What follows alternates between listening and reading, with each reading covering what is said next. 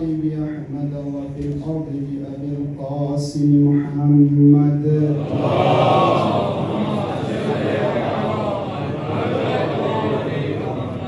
وعلى أهل بيته الطيبين الطاهرين المعصومين المظلومين واللعنة الدائمة الباقية على أعدائهم أجمعين من ليلنا هذا إلى قيام يوم الدين. أما بعد فقد قال الله تبارك وتعالى وتقدس في كتابه المجيد وفرقانه الحميد وهو أصدق القائلين وقوله الحق. بسم الله الرحمن الرحيم. إن الذين قالوا ربنا الله ثم استقاموا تتنزل عليهم الملائكة ألا تخافوا ولا تحزنوا وابشروا بالجنة التي كنتم توعدون.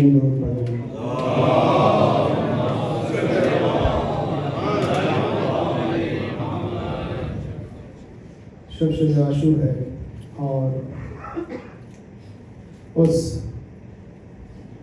شخصیت کا، اس ذات کا تذکرہ ہے کہ جس نے اپنی اور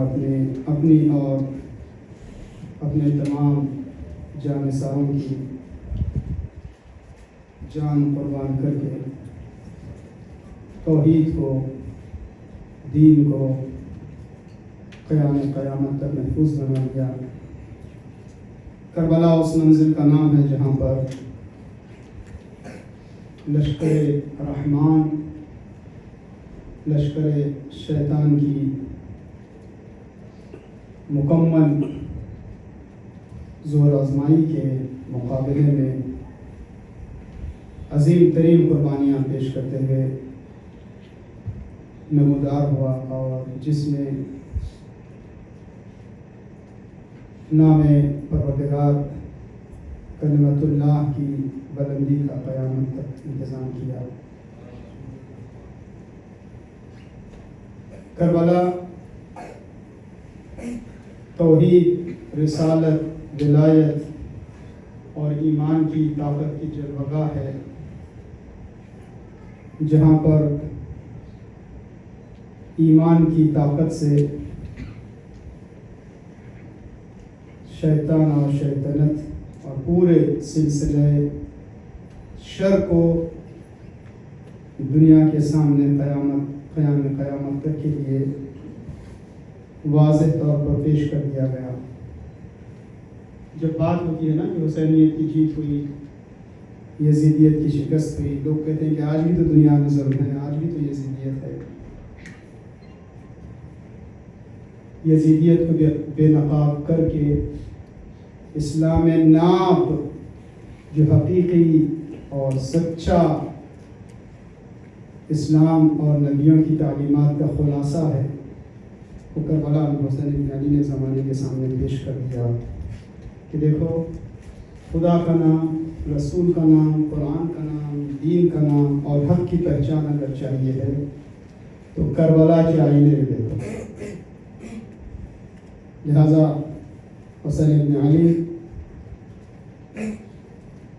معرف توحید، مفسر توحید، محافظ توحید، دنیا کو توحید سے آشنا کرانے والے، دنیا کو توحید تک پہنچانے والے.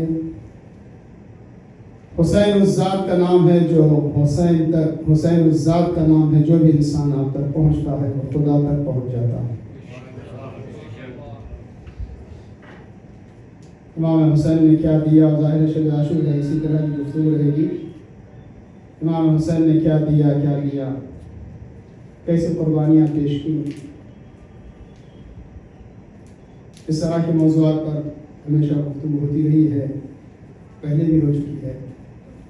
بات کو بہت آسانی سے مربوط کرنے کے لیے میں اکثر ان دو مصروں کا سہارا لیتا ہوں. کسی سلام کا پرانے کلام کے یہ دو مصرے ہیں، شہزادہ علی اصغر کی شہادت کے بعد ننھی سی قبر کھود کے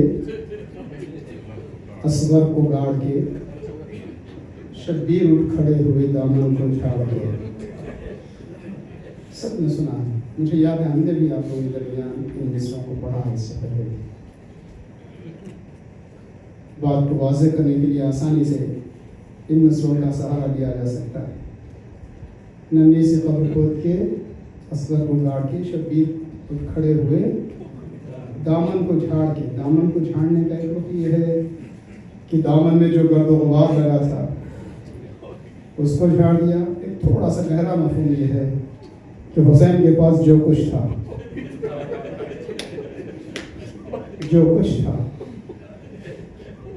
اسی طرح کی گفتگو آج اور کل رہی. فضائل، مسائل، تاریخ، تجزیہ، پیغام، دعا سب ملا کے اسی طرح سے ہو. حسین بن علی نے اپنے پاس جو کچھ تھا دامن حسین میں، بچپن کا ساتھی، مہمان حر، گلدستے شہادت کے جتنے پھول تھے سب حسین بن علی نے سجا کر میدان کربلا میں ہر رنگ کا پھول پیش کر دیا. یہاں تک کہ اعزاء و اقربا کی قربانی کے بعد، کڑی جوان بیٹے کا سینہ دینے کے بعد، 6 ماہ بچے کا گلا دینے کے بعد، اپنے یتیم بھتیجے کے پامال ٹکڑوں کو اٹھانے کے بعد زبان پر ایک ہی فقرہ تھا، رضا بقضائہ و تسلیم لامرہ. تصور میں بہن کی بے ردائی بھی سب کچھ قربان کر دیا حسین بن علی نے. شبیر اٹھ کھڑے ہوئے دامن کو جھاڑ کے. جب حسین بن علی نے سب کچھ دیا تو لیا کیا؟ توحید کی حفاظت کا انتظام، قیامت تک قرآن و رسالت و ولایت کی ضمانت. اور ادھر سے آواز پروردگار آئی، حسین تو نے میرا نام بلند کیا ہے، میں بھی تمہارا نام اتنا بلند کر دوں گا. تصور کریں، شب عاشور ہے، کربلا سے ہزاروں میل دور. دنیا کا آج کون سا ایسا گوشہ، کون سا ایسا چپا، کون سا ایسا علاقہ بچا ہے جہاں پر یا حسین کی صدائیں بلند نہ ہوتی ہیں؟ تو یہ فرش ازاں اب عبداللہ حسین کے جیت کا اعلان بھی ہے. اور دنیا میں جتنا چرچا ہوتا ہے اس سے کہیں زیادہ آسمانوں میں چرچا ہوتا ہے. اور اس سے بڑھ کر اللہ نے نام حسین میں، ذکر حسین میں، توسل حسین میں، زیارت اب عبداللہ حسین میں اتنی برکت رکھ دی کہ جس کا اندازہ انسان کر نہیں سکتا. شاید آواز پروردگار آئے، حسین تو نے اپنا جو کچھ تھا تیرے پاس پورا سرمایہ لگا دیا، میں بھی اپنی پوری کبریائی کے ساتھ تیرے نام کو اتنا بلند کر دوں گا کہ جو بھی تیرے وسیلے سے مجھ تک پہنچے گا وہ محروم نہیں رہے گا. جیسے کبھی بحث ہوتی نا، یہ زیارت کا ثواب یہ ہے، معرفت کے ساتھ زیارت کو جائیں تو اتنا ثواب ہے. بعض اوقات لوگ ہو سکتا ہے کہ ان کے ذہن میں سوال پیدا ہو یا شک پیدا ہو، ایسے کیسے ہو سکتا ہے کہ اتنا ثواب ایک حج کے برابر، اتنے حج کے برابر. معاذ اللہ حج کی اہمیت کو، عظمت کو گھٹانے کے لیے نہیں ہے. حج کی عظمت اپنی جگہ پر ہے. یہ دونوں الگ چیزیں، متضاد چیزیں، کانٹرڈکٹری امور نہیں ہیں. حج کی حفاظت حسین نے کی، بلکہ بقول علامہ شیخ جعفر ششتری کے، میں تفصیل میں نہیں جاؤں گا، جہاں انہوں نے زیارت کے ثواب کو نقل کیا ہے، بلکہ ان کی روایت ہے رسول اللہ کا زمانہ تھا، امام حسین کا بچپنا تھا، آغوش رسول میں امام حسین بیٹھے ہوئے ہیں، رسول اللہ محبت کا اظہار فرما رہے ہیں. روایت کے الفاظ ایسے ہیں کہ جناب عائشہ نے پوچھ لیا، آپ اپنے بچے سے اتنی محبت کا اظہار کرتے ہیں؟ تو رسول اللہ نے فرمایا ہاں، پوری داستان اشارہ کیا کہ وہ بچہ ہے کہ جو میرے دین کے لیے قربانی پیش کرے گا وغیرہ. بہرحال یہ شیخ جعفر ششتری اپنی کتاب خصائص حسینیہ میں یہ روایت بیان کرتے ہیں. اگر کسی کو روایت پر بحث ہے تو یہ بھی بحث کی گنجائش ہے، ماننا نہ ماننا. اس وقت ہم اس کی اوتھینٹسٹی اور اس کو زبردستی منوانے کی کیفیت نہیں اس میں نہیں ہے. میں نے نام لے لیا ایک بزرگ عالم کا، معتبر عالم دین ہے، کتاب خصائص حسینیہ بھی مشہور کتاب ہے. یہ وہ بچہ ہے، وہ فرزند ہے کہ جس کو شہید کر دیا جائے گا، اور جو بھی اس کی زیارت کے لیے جائے گا اللہ اس کو میرے حج مقبول کا، میرے حج کا ثواب دے گا. یا رسول اللہ، آپ کے حج کا ثواب؟ میرے 2 حج کا ثواب. وہ پوچھتی جا رہی ہے، رسول اللہ بڑھاتے جا رہے ہیں. ایک بعض اوقات لگتا ہے کہ ایگزاجریشن تو نہیں ہے، یہاں تک کہ وہ پوچھتی ہیں میرے 90 حج کا ثواب. رسول اللہ کے حج کی قبولیت میں کسی کو شک بھی ہو سکتا ہے؟ رسول کا حج ہو. لیکن اب اس میں ظاہر ہے کہ کیفیت معرفت کی بات ہے، شرائط اپنی جگہ پر ہیں. میں جو نتیجہ لینا چاہتا ہوں، شیخ جعفر ششتری تجزیہ کرتے ہیں کہ ایسا کیسا ہے، کیسے ہو سکتا ہے. میں اپنے الفاظ میں عرض کر رہا ہوں ان کے مفہوم کو. وہ کہتے ہیں کہ اصل میں خانہ کعبہ بھی اللہ کا گھر ہے، مگر ایک خدا کا حقیقی گھر ہوتا ہے. خانہ کعبہ خدا کا ایسا گھر نہیں کہ جہاں پہ معاذ اللہ کو یہ سمجھتا ہے کہ اللہ کا ریسیڈینشل پلیس ہے. کوئی یہ سوچ کر خانہ کعبہ کا طواف کر رہا ہے تو اس کا طواف بھی گیا، حج بھی گیا، اور کیا گیا؟ اسلام بھی گیا. اس لیے کہ خدا کو جسم کی ضرورت نہیں ہے، اس کو گھر کی ضرورت نہیں ہے، وہ جسم نہیں ہے. تو پھر اللہ نے نسبت دی ہے خانہ کعبہ کو اپنی جانب عبادت کی عظمت کے اعتبار سے، مگر یہ خدا کا حقیقی گھر بھی ہوتا ہے، ریئل ہاؤس. وہ کون سا حقیقی گھر ہے؟ غلط فہمی کا شکار نہ ہو، فزیکل انٹیٹی نہیں ہے. کہا کہ اصل میں جیسے جناب داؤد کو وہی ہوئی، اے داؤد کوئی گھر میرے لیے خالی کر دو. جناب داؤد نے اس کے پروردگار تیری شان اجل ہے، تو جلیل القدر ہے، تو عظیم تر ہے، تیرے لیے گھر کی ضرورت ہے. کہاں؟ اپنے دل کو میرے لیے خالی کر دو. کہا گیا بندے مومن کا جو دل ہوتا ہے نا، وہ خدا کی محبت کا حرم ہوتا ہے، گھر ہوتا ہے. حقیقت میں وہ صحیح اور واقعی محبت خانہ خدا ہے. پھر وہ اپنے طور پر تجزیہ کرتے ہیں کہ چلو تاریخ انسانی میں کوئی ایسا قلب ڈھونڈتے ہیں، کوئی دل ایسا ڈھونڈتے ہیں جو اللہ کی محبت کے لیے اتنا خالی ہوا ہو، ایسے خالی ہوا ہو کہ سب کچھ قربان کرنے کے بعد ایک گھونٹ پانی کی خواہش بھی نہ رہے. کائنات کو حسین کے قلب سے زیادہ خالی محبت خدا کے لیے جو ہو وہ گھر نہیں ملتا. تو اب جو خدا کی کہ اس محبت خانہ خدا اور حرم حسین کی زیارت کو اس معنویت کے ساتھ جائے تو معاذ اللہ حج کی عظمت کی کمی کے حوالے سے نہیں ہے، یہ گویا تکمیل حج ہے. وہ خدا سے حقیق. اب یہ روایتوں میں بتایا گیا ہے کہ جو حسین کی زیارت کے لیے جا رہا ہے وہ عرش معلیٰ پہ خدا سے ملنے کو جا رہا ہے. یہاں کی جسمانی ملاقات نہیں ہے. میں عرض کیا کرنا چاہتا ہوں، جسے حسین کا دامن ملتا ہے وہ خدا تک پہنچ جاتا ہے.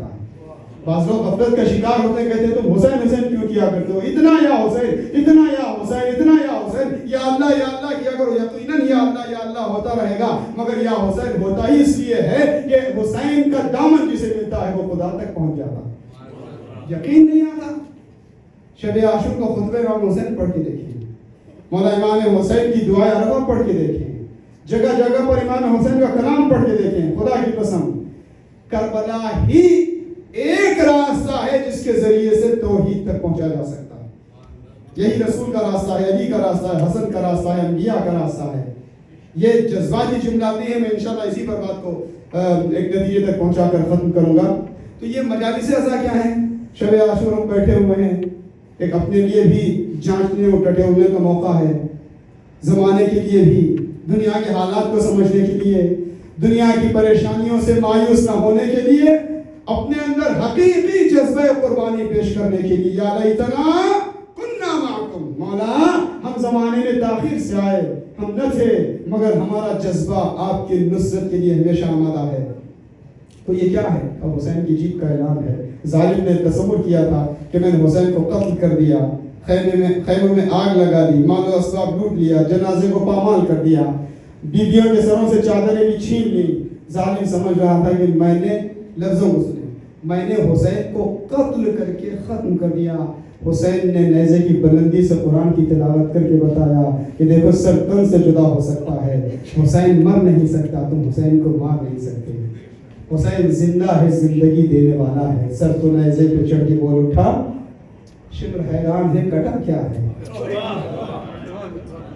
کہتے ہیں کہ ٹیکٹیکل جیت ہو گئی، کچھ دیر کے لیے یزید جیتا. نہیں، شادیانے اور خوشی کے باجے بجائے گئے. ہوتا یہ ہے کہ جب بھی جس زمانے میں جہاں بھی ایسا ہوتا ہے تاریخ میں، جب کسی شیر کی موت ہوتی ہے نا تو بھونکنے والے جانور خوشی کا اظہار کرتے ہیں. جب کہا بلکہ لفظوں کو بدل دوں، جب بھونکنے والے جانور زیادہ بھونکنے لگے تو سمجھ لینا کہ اٹھنے والا کوئی شیر تھا. اٹھنے والا وہ تھا جو زمانے کو بیدار کر گیا.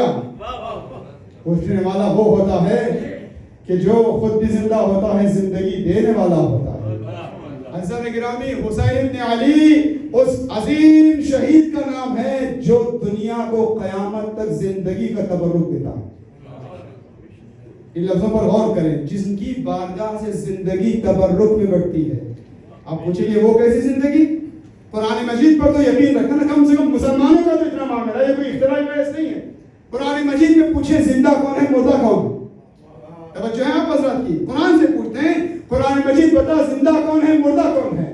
قرآن کہتا ہے کہ نہیں کوئی ایسا شخص بھی ہو سکتا ہے کہ جس کے دل کی دھڑکن اچھی ہے, نبض اچھی ہے, پورا اگر اس کو لیب میں لے جا کے اس کا لیب ورک کیا جائے, پورا سب کچھ ہر اعتبار سے فٹ نظر آئے, مگر پھر بھی قرآن کی نظر میں وہ میت الاحیاء ہے, چلتا پھرتا مردہ. ٹھیک ہے, ایسا مردہ ہے جو زندوں کے درمیان اگر ہیں زندہ تو چلتا پھرتا ہے. کہیں مردہ شخص ہے, کہیں مردہ قوم ہے. پتہ نہیں بات پہنچ رہی ہے. کبھی پوری قوم حیثیت قوم مردہ کہلا سکتی ہے اور مردہ ہوتی ہے قرآن کی روشنی میں. زندہ کون ہے؟ کہ قرآن نے کہا کچھ ایسے چلتے پھرتے مردے ہیں جو مردہ ہیں, وہ میت الاحیاء ہیں. چنانچہ قرآن کہتا ہے رسول اللہ سے خطاب کر کے, اے میرے حبیب انک لم تسمع الموتى لن تسمع الموتى, آپ مردوں کو اپنی بات سنا نہیں سکتے, آپ کا پیغام مردوں کے کانوں تک نہیں پہنچتا. کیا رسول اللہ قبرستانوں میں جا کے اعلان کر رہے تھے قولوا لا الہ الا اللہ تفلحوا؟ نہیں, کچھ ایسے ہوتے جن کا احساس مر چکا ہوتا نا, جن کے کانوں تک یقین کی آہ نہیں پہنچتی, جو ظلم پر ذرہ برابر متاثر نہیں ہوتے, جن کے کانوں تک مظلوم کی آہیں نہیں پہنچتی, جو اپنے احساس سے مر چکے ہوتے ہیں, ان کو زندہ کہنا زندگی کی توہین ہے. دل عطا کر دی بے من قربان احسان الشام, درد بخشیدی بے دل ان بود احسانی دیگر. مالک تیرا احسان ہے کہ تو نے مجھے دل دیا, دل کا پانا بڑا احسان ہے, مگر اس سے بڑا احسان یہ ہے کہ تو میرے دل کو احساس دے. حسین رسول کا نواسا آواز دیتا رہے, حل من ناصرین ینصرنا, حل من ناصرین ینصرنا, کوئی جواب نہ دے تو یقین کرے مردہ. میں بھی قرآن سے بتاؤں گا, امام وقت آواز دے, مدد کو بلائے, اور اگر کوئی جواب نہ دے تو وہ اس کے مردہ ہونے کی دلیل ہے. قرآن یا ایھا الذین آمنوا استجیبوا للہ وللرسول اذا دعاکم لما یحییکم, اے ایمان لانے والو اللہ اور اس کی رسول کی آواز پر جواب دو, لبیک کہو, جب وہ تمہیں بلائیں کس بات کی طرف؟ زندگی کی طرف. رسول بلاتے ہیں, خدا بلاتا ہے زندگی کی طرف. اور رسول اللہ نے کہا حسین مجھ سے, میں حسین سے ہوں, حسین میرا وارث ہے. اب اس سے زیادہ دلیل قائم کرنے کی ضرورت نہیں, تو ماننا پڑے گا نا کہ حسین کی آواز رسول کی آواز تھی, حسین کی آواز رسول کی آواز تھی. تو بات فیصلہ ہو گیا. مولا ابا عبداللہ حسین, آپ نے کربلا میں جگہ جگہ پر آواز استغاثہ بلند کیا, یہاں تک کہ آخری موقع پر علی اکبر کی شہادت کے بعد, شہزادہ علی اصغر کی شہادت کے بعد, مولا آپ کس کو مدد کے لیے بلا رہے ہیں, کس لیے مدد کو بلا رہے ہیں؟ شاید حسین بڑھ کر آواز دیں, ایک وجہ یہ بھی ہے, دیکھ لو جان لو, یہ جو ہزاروں کا لشکر ہے نا, میں آواز دے کر بتا رہا ہوں کہ اگر ان میں سے ایک بھی زندہ ہوتا, ایک تھا جو آخری سانسیں لے رہا تھا, وہ حر بن کر علیہ السلام بن کر میری بارگاہ میں آ گئے, وہ زندگی لے گیا, باقی جتنے ہیں وہ سب کے سب مردہ ہیں. آواز استغاثہ کا ایک اثر یزیدی لشکر کے مردہ ہونے کی دلیل, اور نیزے کی بلندی سے قرآن کی تلاوت صرف حسین کے زندہ ہونے کی نہیں بلکہ زندگی دینے کی گواہی. اور پھر میں نے عرض کیا مردہ قوم زندہ قوم. مردہ قوم کون سی قوم ہوتی ہے؟ وہ قوم جس کا احساس مر جائے, جہاں امر معروف اور نہی عن المنکر کا بول بالا نہ ہو, جہاں سچ کو سچ جھوٹ کو جھوٹ کہا نہ جا سکے. میں روایتیں نہیں پڑھوں گا, قرآن کی آیتیں نہیں. اس کا نتیجہ کیا ہوتا ہے پہچاننے کے لیے؟ جب قومیں مردہ ہونے لگتی ہیں تو اشرار, شر پسند لوگ, بدتمیز لوگ, بے شرم لوگ, بے رحم لوگ حاوی ہو جاتے ہیں. پتہ نہیں آج کا زمانہ ایسا ہے کہ نہیں ہے. جب دنیا کے اندر قوموں کے ضمیر مر جاتے ہیں، تو یہ حدیث میں کہا گیا ہے کہ اشرار اور شر پسند لوگ دنیا پر حاوی ہو جاتے ہیں۔ ایسے میں زندگی کی ضرورت ہوتی ہے، زندگی لینے والوں کی ضرورت ہوتی ہے۔ کہاں سے زندگی ملتی ہے؟ وَلَا تَحْسَبَنَّ الَّذِينَ قُتِلُوا فِي سَبِيلِ اللَّهِ أَمْوَاتًا۔ قرآن دلیل دے رہا ہے کہ دیکھو کچھ لوگ صحت مند ہوں گے، تندرست ہوں گے، ان کا ویٹ ہائٹ ہر سب کچھ پرفیکٹ ہوگا، مگر وہ میت الاحیاء ہیں۔ مگر کچھ ایسے ہوں گے کہ جن کے پاس ظاہری نفس کی حرکت اور ظاہری دل کی دھڑکنیں تو دور کی بات، سر تن سے جدا ہو جائے گا، بدن پامال ہو جائیں گے، ان کے بدن کے ٹکڑے ٹکڑے کر دیے جائیں گے، چاہے وہ قدیم زمانے کے شہداء ہوں، چاہے حسین کے ساتھی ہوں یا حسین کی راہ پر چلنے والے آج تک کے شہید ہوں، جو بھی ہوں، ان کے جنازے ٹکڑے بھی ہو جائیں، پامال بھی ہو جائیں، مگر وہ قرآن کی روشنی میں لا تحسبن الذین قتلوا، ہرگز ان کو یہ نہیں کہ آؤٹ آف ریسپیکٹ، احترام کی خاطر انہیں مردہ نہ سمجھنا، نہیں، انہیں مردہ گمان بھی نہ کرنا، اپنے رب سے رزق پا رہے ہیں، دنیا کو زندگی دے رہے ہیں۔ درود پڑھیں محمد وآل محمد۔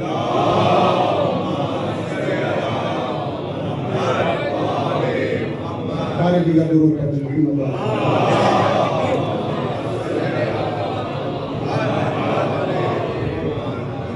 گرامی، امام حسین زندگی کا تبرک دے رہے ہیں، توجہ کا طالب۔ میں اپنے لیے یہ باتیں پڑھ رہا ہوں، آپ کو شامل کرتے ہوئے تھوڑی دیر کے لیے سوچتے ہیں، آج شب عاشور ہے، سن 61 ہجری کی شب عاشور ہوتی، ہم کہاں ہوتے؟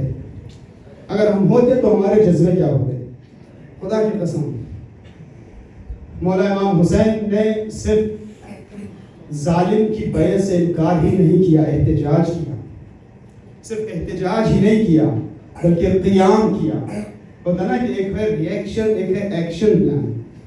کربلا صرف ایک ریئیکشن کا نام نہیں ہے، ایک مکمل منصوبہ بند انقلاب ہے، اور کربلا مجبوریوں اور کمزوریوں کا نام نہیں ہے، مکمل پازیٹیو اور مثبت انقلاب۔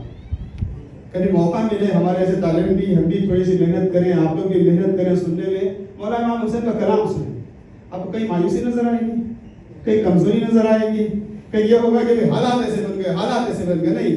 دعا عرفہ کا جملہ شروع ہوتا ہے، الحمدللہ الذی لیس لقضائہ دافع ولا لعطائہ مانع۔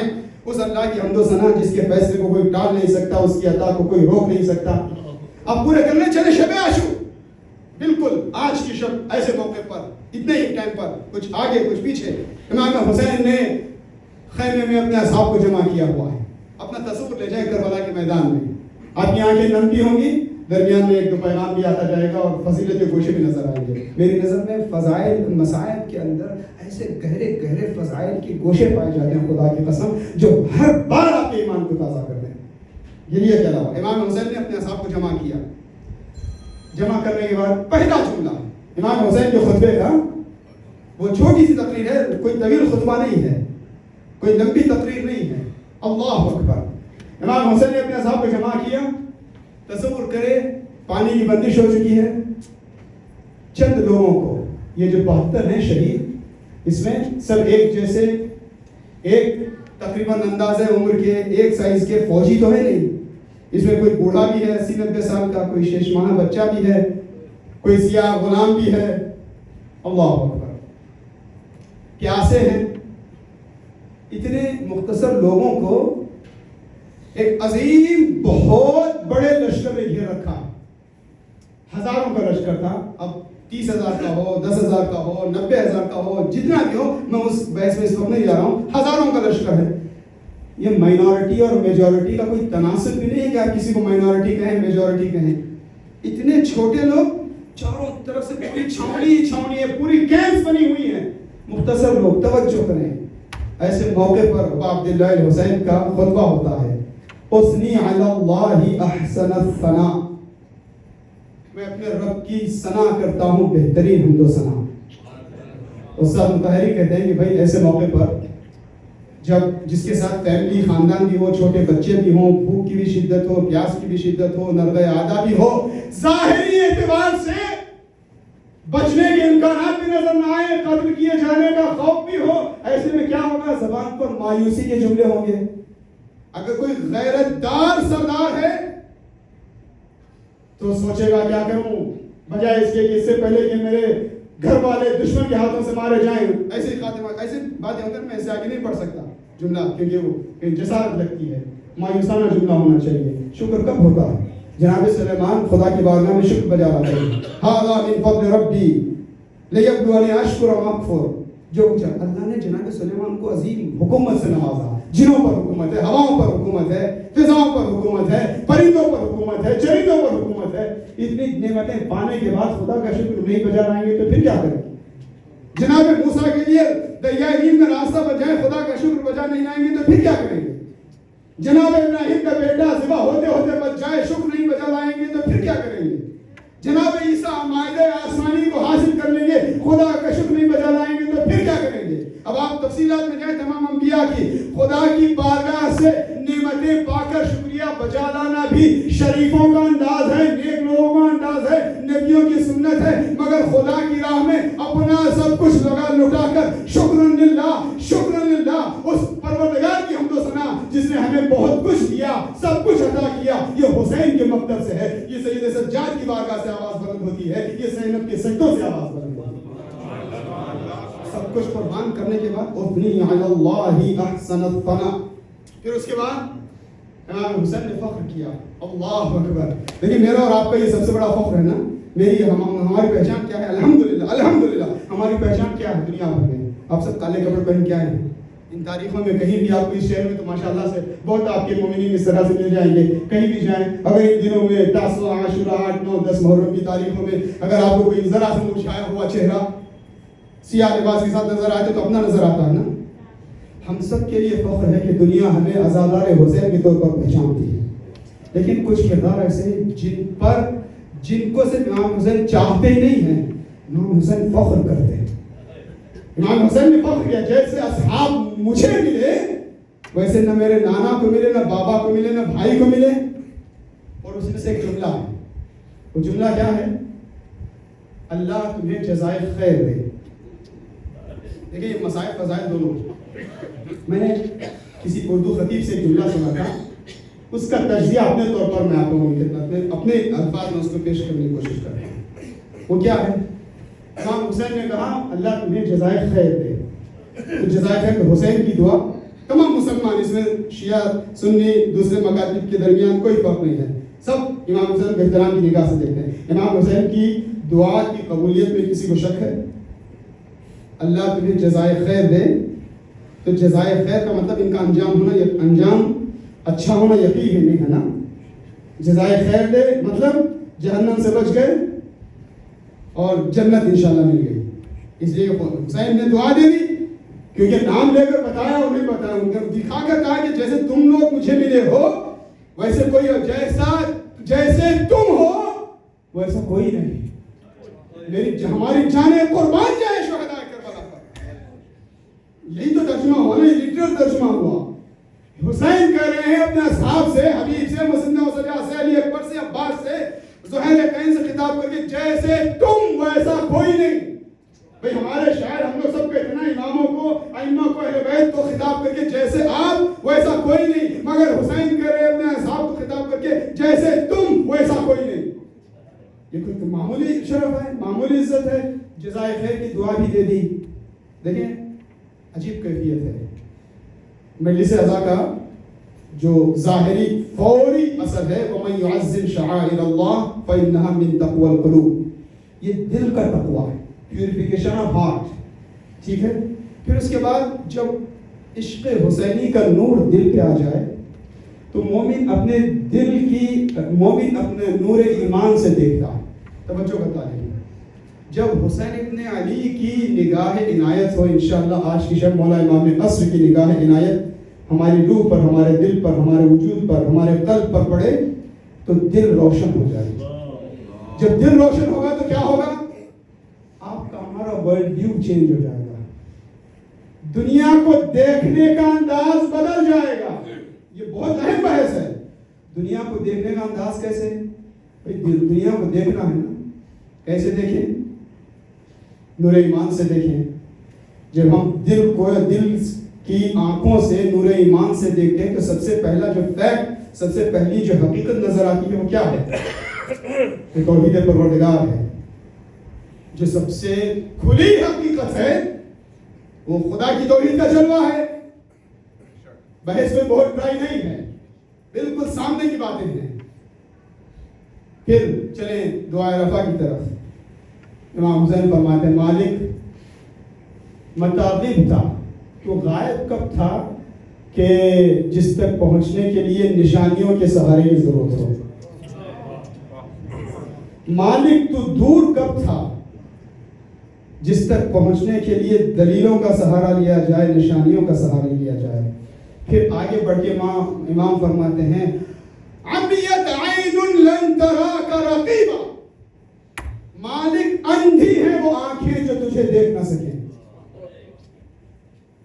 میں نے عرض کیا نا، اس آئینے سے، اس جہان بینی سے، اس ورلڈ ویو سے ہم زمانے کو دیکھیں، دنیا کو دیکھیں، زندگی کو دیکھیں، حقیقت عالم کو دیکھیں، تو جب یہ دیکھنے لگتے ہیں تو کیا ہوتا ہے؟ جب نور ایمان سے دیکھتے ہیں تو فائدے اور نقصان کی سوداگری سے انسان برتر ہو کر، میں معصوم کی امام کی بات نہیں کر رہا ہوں، اگر میں غلط کہہ رہا ہوں تو بعد میں آپ حضرات ٹھیک کر سکتے ہیں۔ علماء کرام تشریف فرمائیں، ان کی خدمات ہیں۔ سرتاج ظہیر صاحب ظاہر ہے کہ یہ اس سلسلے کی اشر عاشور کی مجلس ہے، مجلسوں کا سلسلہ رہے گا۔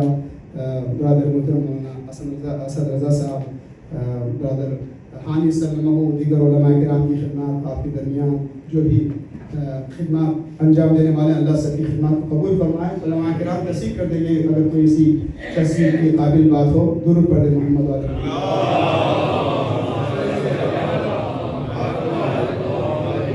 دنیا کو دیکھنے کا انداز فائدہ و نقصان کی سوداگری سے بلند ہو کر ایک مقام وہ بھی آتا ہے جہاں پر جہنم کا خوف یا جنت کا شوق بھی آخری منزل نہیں رہتی۔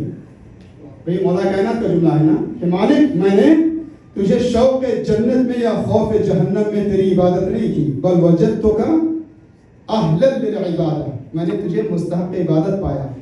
یہاں تک تو بات صحیح ہے۔ ہم آپ ایک ایکسکیوز ڈھونڈیں گے، بھئی وہ تو مولا ہے، وہ تو امام ہے، آئیں آج شہدائے کربلا کی بارگاہ سے معرفت کی بھیک لیں۔ امام حسین نے جزائے خیر کی دعا دے دی۔ قرآن کی روشنی میں جائیں، نبیوں کے صفات میں سے ایک صفت ہے نبی بشیر ہے اور نذیر ہے، جنت کی بشارت دیتا ہے، جہنم سے ڈراتا ہے۔ نبیوں کے صفات میں سے رسول اللہ کا بھی لقب اور نام ہے کہ وہ بشیر ہیں اور نذیر ہیں۔ بشیر بشارت دینے والے، گڈ نیوز دینے والے، اچھی خبر دینے والے، کس چیز کی؟ جنت کی۔ اور ڈرانے والے، وارن کرنے والے کس چیز سے؟ جہنم سے۔ تو جو میں کسی سے ہم نے جملہ سنا تھا وہ میں ان سے لے کر عرض کر رہا ہوں کہ ہر نبی بلاتا رہا اپنی امت کو، آؤ جنت لے لو، جہنم سے بچ جاؤ، آؤ جنت لے لو، جہنم سے بچ جاؤ، آؤ جنت لے لو۔ حسین نے اپنے اصحاب کے مرتبہ فکری کو اتنا بلند کر دیا، اتنا بلند کر دیا کہ چراغ کو گل کر دیا، حقیقی طور پر بیعت کو واپس بھی کر دیا، جزائے خیر دے کر جنت کی ضمانت بھی دے دی، کہا جاؤ جنت لے جاؤ۔ مگر حسین کے اصحاب کہہ رہے تھے مولا کہ آپ کو چھوڑ کر جانا جنت نہیں ہے، آپ کے قدموں پہ مر جانا ہی جنت ہے۔ زندگی کا مطلب حسین کو چھوڑ کر کچھ سال جی لینا نہیں ہے، حقیقی زندگی کا مطلب ہے حسین کے قدموں پہ مر جانا۔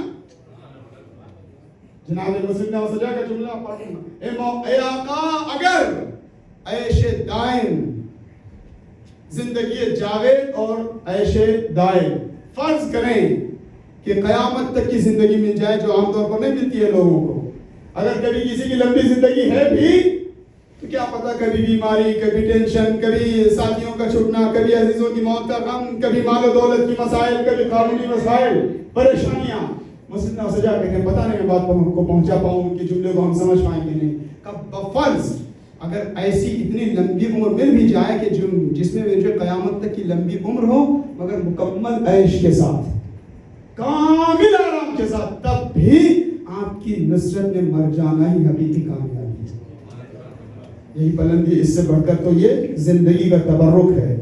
جب درجہ اتنا بلند کر دیا فکر کا حسین ابن علی نے اپنے اصحاب کو، اپنے چاہنے والوں کو، پھر امام حسین نے وہ روایت کے الفاظ تو اسی طرح سے ہے نا کہ امام نے جمع کیا، پھر فخر کیا، پھر اس کے بعد جزائے خیر کی دعا مانگی. اس کے بعد عام طور پر ہم لوگ ترجمہ کرتے ہیں کہ جانا چاہو تو چلے جاؤ. اگر لفظی ترجمہ کروں تو امام حسین یہ نہیں کہتے کہ جانا چاہو تو چلے جاؤ. پھر اس کے بعد ایک لفظ ہے تمام تم پر کوئی ذمہ داری نہیں ہے, رسپانسبلٹی نہیں ہے. اتنی تاکید کر دی. اس کے بعد فرمایا انطلقوا. میں اگر سادہ ترجمہ اس کو اردو میں کروں, انطلقوا مطلب نکل لو.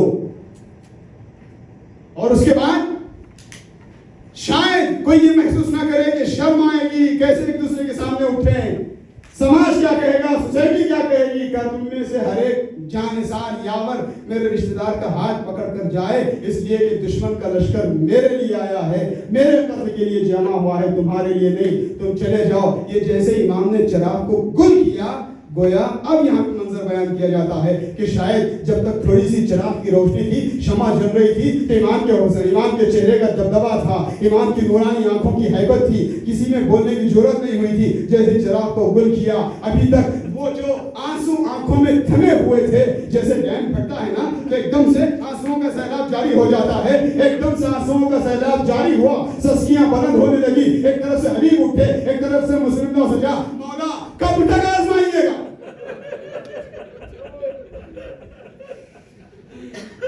کب تک آزمائیے گا مولا. دیکھیں یہ اس جذبے کو دنیا سمجھ ہی نہیں سکی. مار دیں گے, مار دیا.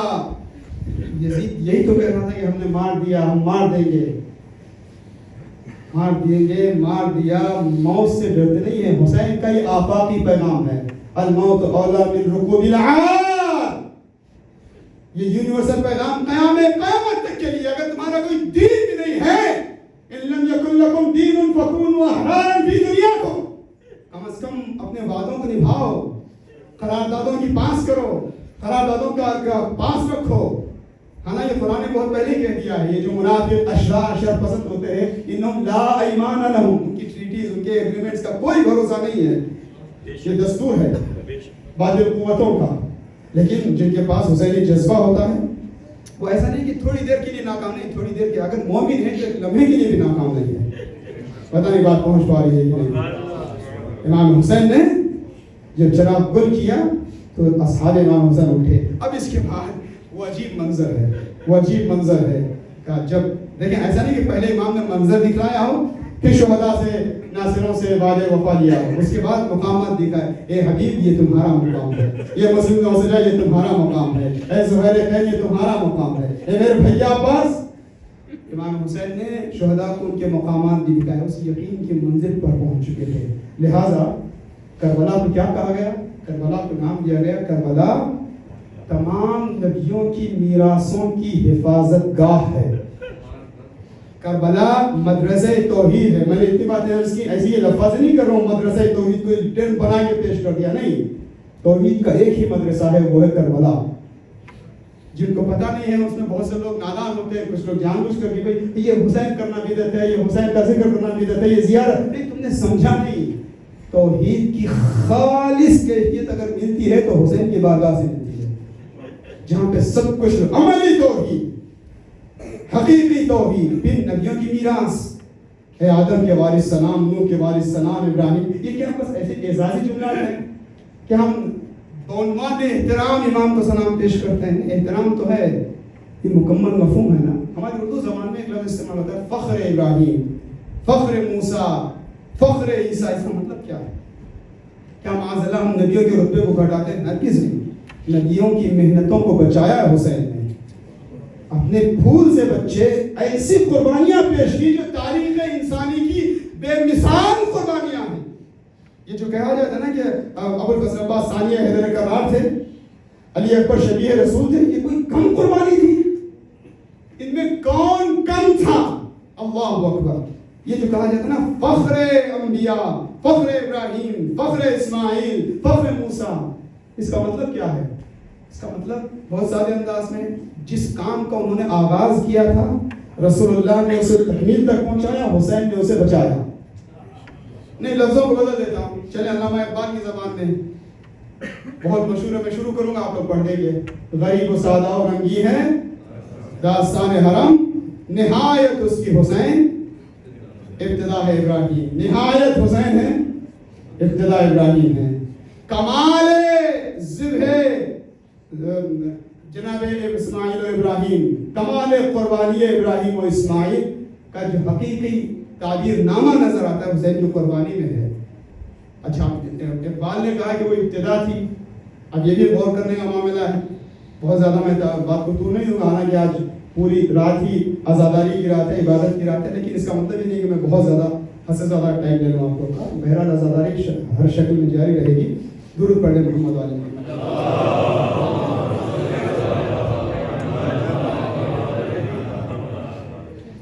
نہایت اس کی حسین، ابتدا ہے ابراہیم اسماعیل، نہایت اس کی حسین، ابتدا ہے اسماعیل۔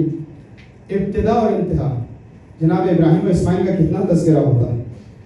تو کہتے ہیں کتنی مجلسیں کرو گے، کب تک مجلسیں کرو گے، کتنی یاد ہوئی اسماعیل کی۔ اب حضرت سے درخواست ہے کہ تھوڑا سا درود پڑھتے ہوئے آگے تشریف لانے کی زحمت گوارا فرمائیں، تھوڑا سا آگے آگے، ہر کوئی ایک قدم آگے آ جائے۔ بارے دیگر درود پڑھنے محمد